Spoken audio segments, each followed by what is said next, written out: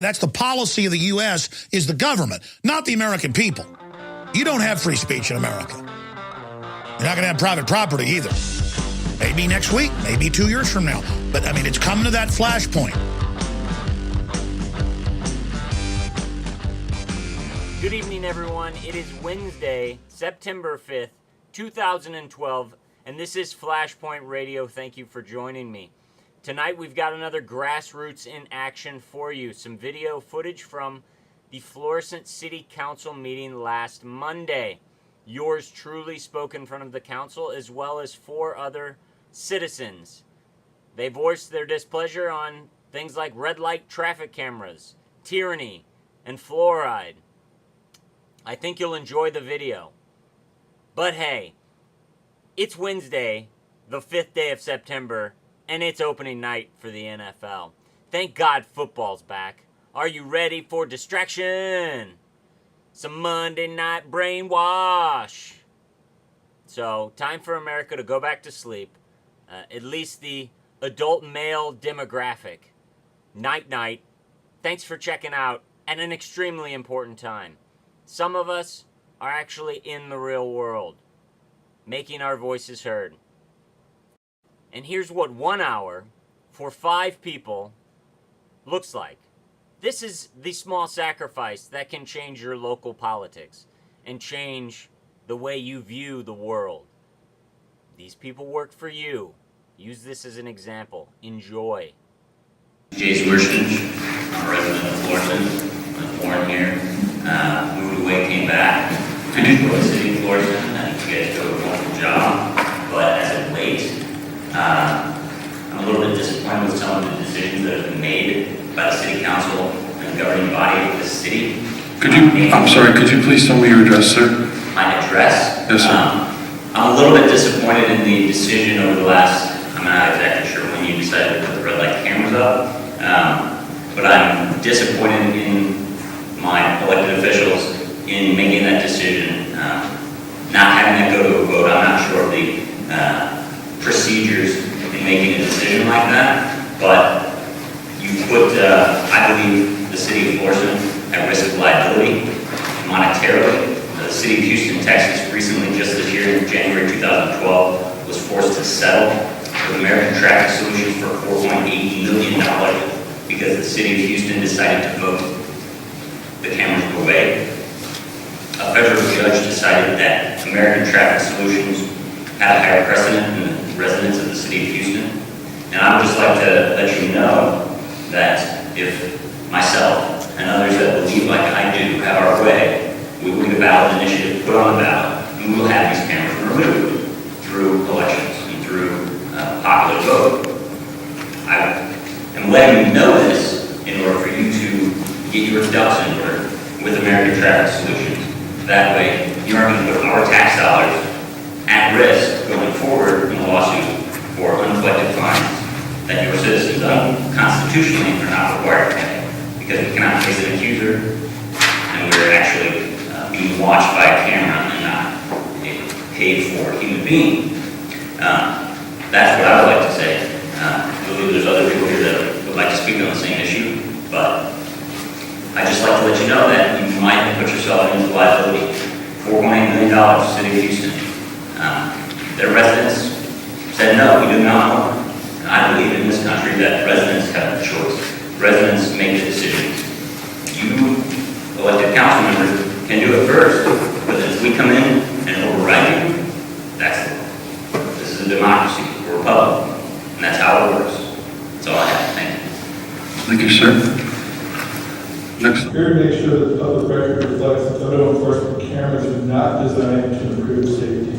They are designed to raise revenue. If you're interested in improving safety, I'd happily work with your staff. I can also prove to the city that American Traffic Solutions is not committing outright fraud. They're coming awfully darn close by doing things such as taking the Kansas City report that found that there is really no evidence of benefit from red light cameras, because you say, as American Traffic Solutions teaches you, to say, oh, this is about public safety. 3 appeals cases that I'm aware of in Missouri have said just stating it's not enough. You have to prove that there was some sort of violation of city safety. Well, this brings up another question, which is your liability. And repeatedly, as he mentioned, Houston, several cities in California and in other states, cities have experienced a huge burden, a huge financial burden. One of the things that we're going to do is we're going to make this a political issue when there's elections. We're going to try and get referendums on the ballot. We're also going to identify the supporters of American Traffic Solutions and this revenue generating source.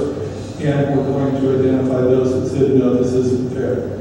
So if I can help you in any way better understand this, give you evidence, please let me know. Mr. Kenny Cool.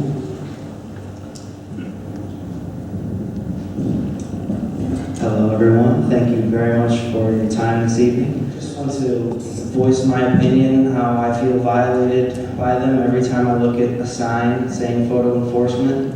I cannot believe that we've let it get this far to let this unknown group of people spy on our intersections. We have no idea where this film footage is being sourced to.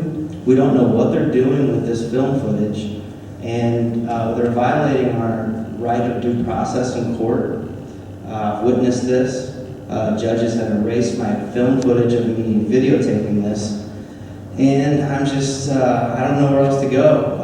So that's why I'm here along with a group of other people. Do the research on the studies that American Traffic Solutions is using. And a great place to find some of these resources is on a great website called wrongonred.com. I've been learning some very interesting things lately, and I just would like everybody to go do their own research, and I don't really know what else to say. Next we have Daniel Sanderson. Okay, well, I have something a little bit different than my peers to bring to the table today. I want to talk about what is in our water. Every day, people drink plenty of water. I see everybody's got their glasses and their pitchers of water. But a lot of people aren't really aware of the things that are in their water. But I do have some information that I would like to share with the council. And that's a Harvard study that finds that fluoride in the water lowers IQ.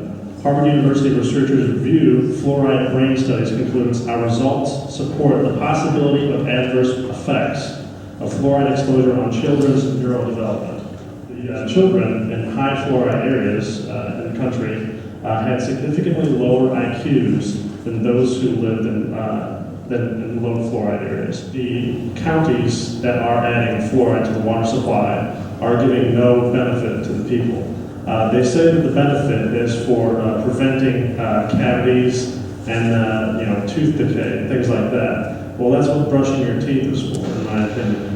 Take a step back, is that there was actually a lawsuit that took place back, I believe, in the 60s of Christian scientists who were against the mass medication of people in the county. And I think that when you're adding fluoride to the water, you are doing just that. I'm sure you have children and they've had cavities, so if they're still getting cavities, so maybe something's not working like it's intended.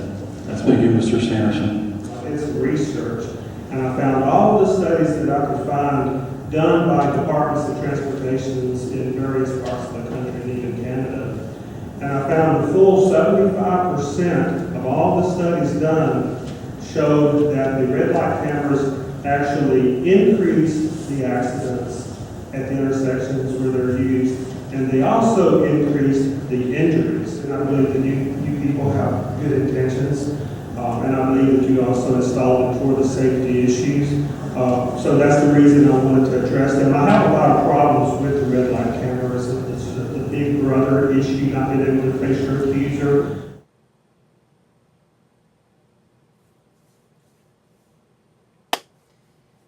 I can't wait for my next chance to speak in front of my elected officials. I believe it's this coming Monday. I hope I can make it. Do it yourself, in your own town, in your own city, in your own county. It's your duty, not only your right, to let your elected officials know what you think, even after they've been elected, especially after they've been elected. And I'd like to see that video. Take some yourself, bring your wife, your girlfriend, your best friend. Have them tape it, and then switch video cameras when they go up and speak. This is powerful to those that think they aren't being watched, because there's no one up there speaking, which gives them the impression they aren't being watched. We need to watch them, and we need to let them know we are watching. So please, send me your videos, post them on your own channel. Let's see some grassroots in action. That's all we have tonight on Flashpoint Radio. Thank you for watching. God bless, and keep your eyes to the sky. They wanna get my gold on the ceiling. I ain't